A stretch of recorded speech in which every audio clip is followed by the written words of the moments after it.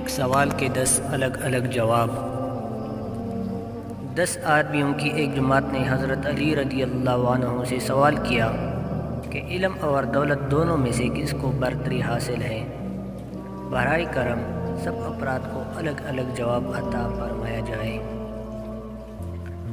تو حضرت علی رضی اللہ عنہ نے یہ 10 جواب ارشاد فرمائے۔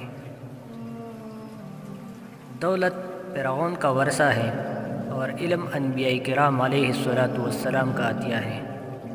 دولت کی حفاظت تم کرتے ہو جبکہ علم تمہاری حفاظت کرتا ہے۔ جس کے پاس دولت ہو اس کے بہت دشمن ہوتے ہیں اور جس کے پاس علم ہو اس کے بہت دوست ہوتے ہیں۔ دولت بانٹی جائے تو کم ہوتی ہے، علم بانٹا جائے تو بڑھتا ہے۔ دولت مند کنجوسی کی طرف مائل رہتا ہے اور علم فیاضی کی طرف۔ دولت چرائی جا سکتی ہے جبکہ علم چرایا نہیں جا سکتا۔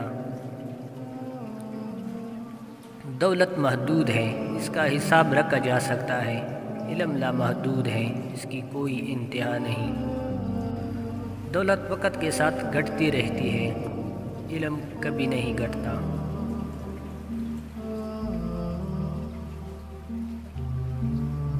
دولت سے اکثر دل و دماغ پر سیاہی چھا جاتی ہے، علم سے دل و دماغ روشن ہو جاتے ہیں۔ دولت نے فرعون اور نمرود جیسے خدائی کا دعویٰ کرنے والے پیدا کیے، علم نے انسان کو سچے معبود کی طرف متعارف کروایا۔